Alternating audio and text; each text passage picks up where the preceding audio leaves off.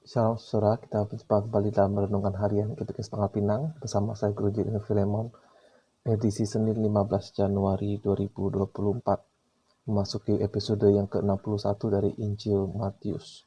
Saudara, hari ini kita akan melihat mengenai iman yang membuat kita bertindak. Mari kita berdoa sebentar. Tuhan, kami bersyukur karena kami kembali bisa berkesempatan untuk mendengarkan renungan harian. Dan pada episode hari ini Tuhan, kami mau melihat, kami mau belajar tentang iman supaya kami boleh mengkoreksi diri kami, menilai diri kami sesuai dengan firman-Mu.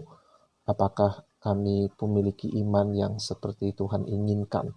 Pakailah hamba-Mu untuk boleh menjelaskan dan berkati setiap kami yang mendengarkan untuk mengerti dan terlebih Tuhan untuk bisa terwujud dalam kehidupan kami. Dalam nama Tuhan Yesus kami berserah. Amin.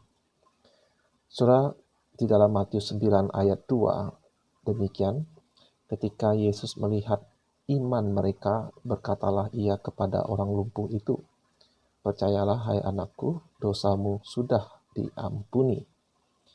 Nah saudara, ini adalah kelanjutan dari episode yang lalu ketika Tuhan Yesus sedang mengajar di kota asalnya di Kapernaum.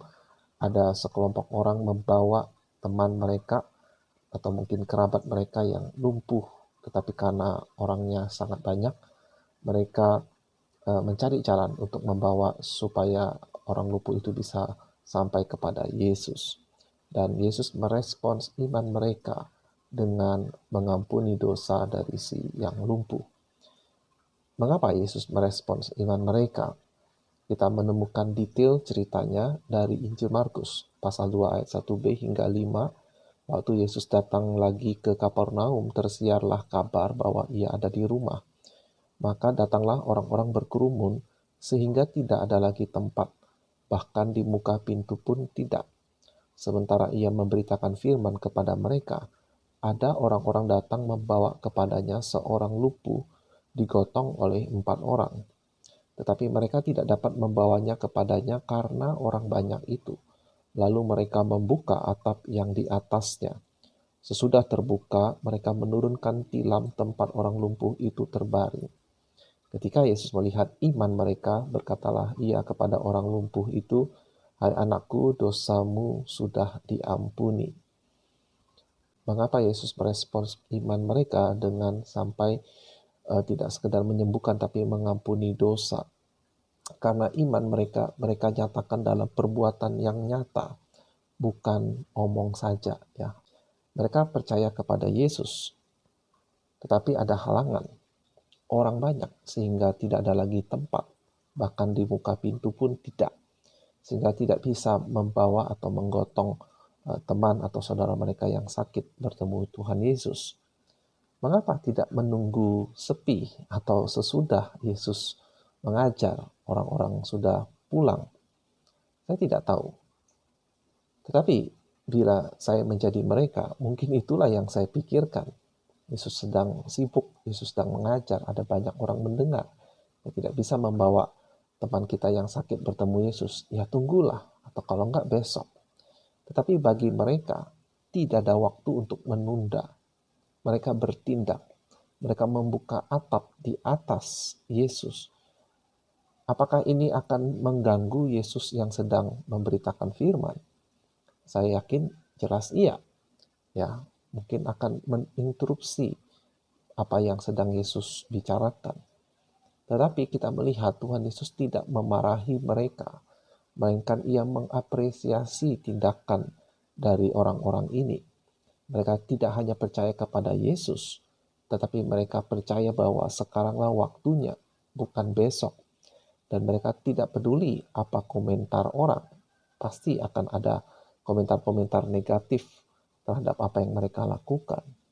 Dan Yesus merespons dengan jawaban yang tidak terduga. Hai anakku, dosamu sudah diampuni. Nah, saudara, di sini adalah salah satu contoh bagaimana Tuhan Yesus membuat asosiasi atau kaitan yang jelas antara penyakit seseorang dengan dosa. Bila kita bandingkan dengan adegan lain dalam kitab Injil, terutama Injil Matius pasal 9 tentang seorang buta yang buta sejak lahir, Ya, saya bacakan waktu Yesus sedang lewat, ia melihat seorang yang buta sejak lahirnya. Lalu murid-muridnya bertanya kepadanya, "Rabi, siapakah yang berbuat dosa, orang ini sendiri atau orang tuanya sehingga ia dilahirkan buta?" Jawab Yesus, "Bukan dia dan bukan juga orang tuanya, tetapi karena pekerjaan-pekerjaan Allah harus dinyatakan di dalam dia." Nah, di sini Yesus menegaskan bahwa orang buta itu buta sejak lahir bukan karena dosa siapa-siapa, melainkan Allah punya rencana khusus bagi orang itu, yaitu agar orang itu bisa disembuhkan oleh Yesus, Sang Mesias. Nah, ada orang yang mengira bahwa maksud Tuhan Yesus ini, kebutaan itu sama sekali bukan karena dosa. Tetapi saudara, sebenarnya adalah iya. Ya, mengapa? Karena kita semua berada di bawah kutuk dosa. Karena dosa nenek moyang kita, Adam dan Hawa. Jadi yang Tuhan Yesus maksudkan di dalam kasus orang buta yang buta sejak lahir itu, kebutaan itu bukan karena dosa spesifik. Ya, apakah orang tuanya, ayahnya pernah berzina atau pernah mencuri atau pernah menipu atau ibunya atau siapapun. Bukan. Tetapi Allah memberikan kondisi buta sebagai efek dari dosa manusia secara umum, secara keseluruhan. Tetapi juga karena Tuhan punya rencana yang indah, dan dalam kesempatan itu Tuhan Yesus menyelesaikannya dengan menyembuhkan orang buta tersebut, dan sekaligus untuk mengajarkan terutama kepada orang-orang Farisi yang sombong rohani, karena mereka merasa rohani mereka paling melek, paling mengerti, paling terbuka. Justru disitulah dosa mereka tetap ada. Ya, Tuhan Yesus mengatakan, karena kamu merasa tidak buta, justru kamu tetap buta.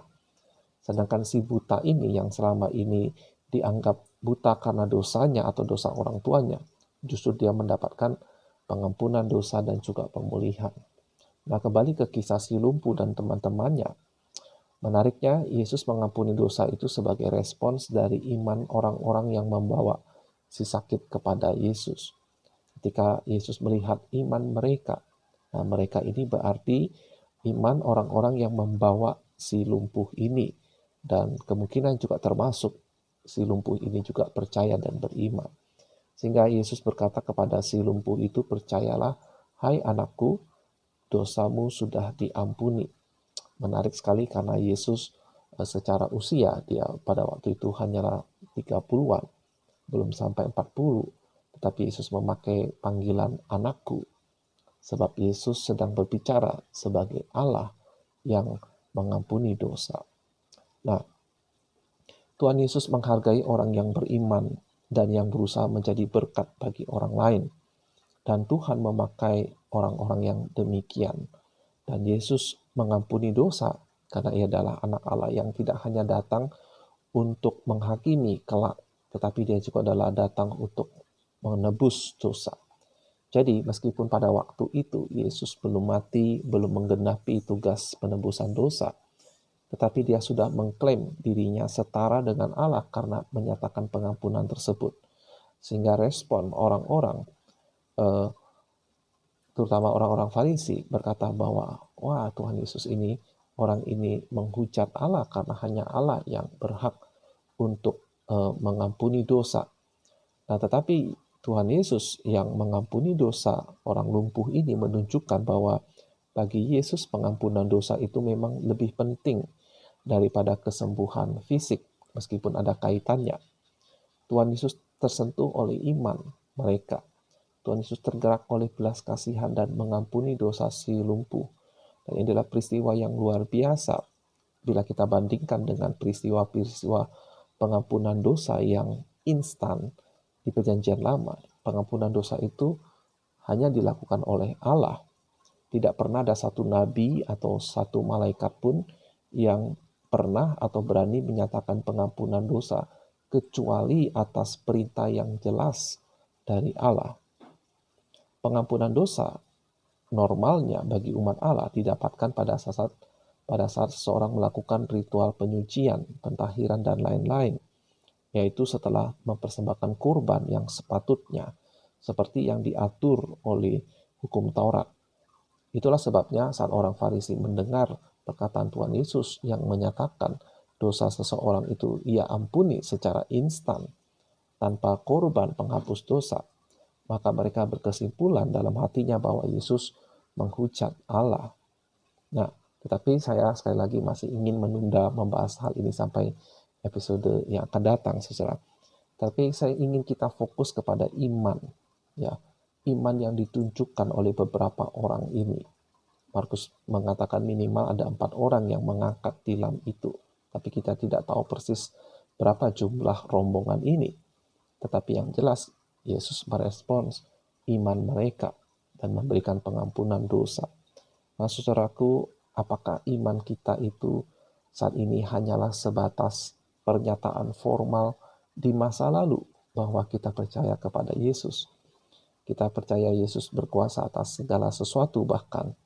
Tetapi apakah kita nyatakan dalam tindakan atau dalam perbuatan? Mungkin secara kognitif kita tahu Yesus berkuasa, tetapi kita tidak berdoa. Dan kita mungkin akan mencoba membenarkan diri dengan berkata, ya kan Tuhan Yesus Maha tahu, Dia tahu segala sesuatu, Dia tahu kebutuhan saya, maka saya berdoa atau tidak berdoa tidak berdampak. Dan kalau Tuhan mau, Dia bisa sembuhkan saya. Tidak peduli saya meminta atau tidak, saya berdoa atau tidak. Dia bisa menolong ekonomi keluarga saya, Dia bisa memulihkan relasi yang rusak dan lain-lain. Ya, tetapi itu haknya Tuhan. Oleh karena itu, ya biarlah itu waktunya Tuhan. Saya diam-diam saja. Saudara, permasalahannya Tuhan Yesus pada umumnya tidak merespons iman yang seperti itu. Memang saudara, kalau kita menilik kisah-kisah di dalam Alkitab, contoh-contoh, saudara, ada kalanya Yesus menyembuhkan orang yang tidak meminta pertolongannya. Tetapi sekali lagi itu adalah haknya Tuhan Yesus. Ya, kalau pakai istilah sehari-hari itu suka-sukanya Dia. Tetapi saudara, Tuhan Yesus juga akan merespon iman yang sungguh-sungguh beriman kepadanya sampai kepada perbuatan. Ya, iman tanpa perbuatan adalah mati. Seorang penulis dan juga seorang rohaniwan bernama John Ortberg pernah menulis sebuah buku tentang iman yang dia beri judul demikian. Kalau kamu mau berjalan di atas air, kamu harus keluar dari perahu. Judul ini menunjuk kepada peristiwa luar biasa ketika Tuhan Yesus berjalan di atas air di Danau Galilea menyusul murid-muridnya yang sudah lebih dahulu berlayar dengan perahu. Ketika melihat Yesus berjalan di permukaan air, murid-murid itu ketakutan dan mengira Dia hantu. Tetapi setelah Yesus mengatakan itu adalah dirinya, Rasul Petrus yang mengajukan diri dan berkata, kalau itu Engkau Tuhan, izinkanlah aku berjalan menghampiri Engkau. Dan Yesus mengiyakan. Ya, di dalam Matius 14 ayat 29, kata Yesus, datanglah. Maka Petrus turun dari perahu dan berjalan di atas air mendapatkan Yesus. Jadi ini adalah catatan Matius. Kita akan bahas ini entah kapan ya, di minggu-minggu yang akan datang. Tapi kita melihat banyak orang Kristen menyoroti sisi kelemahan Petrus. Ya, setelah dia berjalan tidak tahu berapa lama atau berapa jauh, dia merasa bimbang dan takut dan dia mulai tenggelam. Sehingga dia berteriak, Tuhan tolonglah aku. Dan Yesus segera menolong dan kemudian mereka berdua naik ke atas perahu. Nah, tetapi John Ortberg mengajak kita melihat ke sisi yang berbeda. Meskipun Rasul Petrus itu mungkin terkenal sembrononya, bertindak dahulu baru berpikir, tetapi justru Rasul Petruslah satu-satunya murid yang pernah berjalan di atas air bersama dengan Yesus atau selain Tuhan Yesus. Mengapa? Karena ia sempat beriman dan dia sempat melangkahkan kakinya keluar dari kapal itu. Nah, saudara, banyak orang Kristen mengaku percaya, beriman, tetapi kedua kakinya tetap berada di dalam perahu. Bahkan mungkin saudara, ada jemaat yang tidak pernah menginjakkan kaki ke perahu dan berlayar, hanya selalu ada di daratan, tidak pernah bersama Tuhan kemana-mana, sebab dia terlalu takut dan dia tidak percaya. Dan di dalam metafora, maksud saya bukan benar-benar kita naik perahu dan berlayar atau kita mencoba berjalan di atas air. Setelah ada orang-orang tertentu yang melakukan itu dan akhirnya mengalami celaka, saudara. Bukan seperti itu. Tapi yang saya maksudkan atau John Ortberg maksudkan adalah iman yang sampai kepada perbuatan. Saudara, bahkan penjahat yang disalibkan di sebelah Tuhan Yesus, yang percaya kepada Yesus sebagai Mesias pun, memang dia sudah disalibkan. Dia tidak sempat melakukan perbuatan yang aneh-aneh atau yang luar biasa. Tetapi ia memohon kepada Yesus agar Yesus mengingat dirinya apabila Yesus datang kembali sebagai Raja. Dan permohonan itu sebenarnya adalah sebuah tindakan iman, meskipun hanya dalam wujud sebuah permintaan. Seorang hamba Tuhan lain yang bernama Charles Spurgeon menulis komentar demikian tentang si lumpuh yang dibawa oleh beberapa orang. Iman itu penuh kreativitas. Sekalipun rumah itu penuh, sekelompok orang menghalangi jalan kepada Yesus, sehingga tidak bisa mengantar yang lumpuh ke sisinya. Jika kita tidak bisa membawa orang berdosa ke tempat di mana Yesus berada dengan cara biasa, maka kita harus menggunakan cara-cara yang luar biasa. Nah, saudara, berapa banyak di antara orang Kristen yang berupaya keras untuk membawa orang berdosa untuk berjumpa kepada Tuhan Yesus. Nah, saudara, inilah saatnya bagi kita untuk bangkit. Ya, untuk bangkit. Bangkit mungkin untuk mengangkat tilam sesama kita yang membutuhkan pertolongan. Kalau benar kita beriman, berdoalah dengan sungguh-sungguh dan tiada jemu. Kalau kita benar-benar beriman, berdoalah bagi saudara-saudara kita yang sakit. Kalau kita sungguh-sungguh beriman, ayo kita mengajak rekan-rekan kita untuk berbuat sesuatu.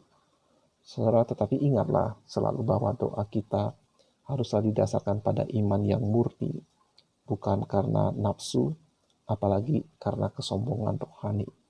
Dan ingatlah, kesembuhan fisik itu bukanlah tujuan atau goal utama dari Tuhan Yesus.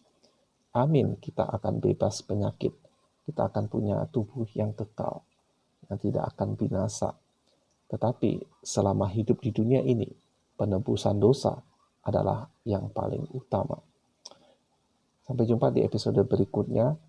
Kita akan membahas Yesus yang mengetahui iman dan pikiran kita. Sampai jumpa di minggu depan. Tuhan Yesus memberkati.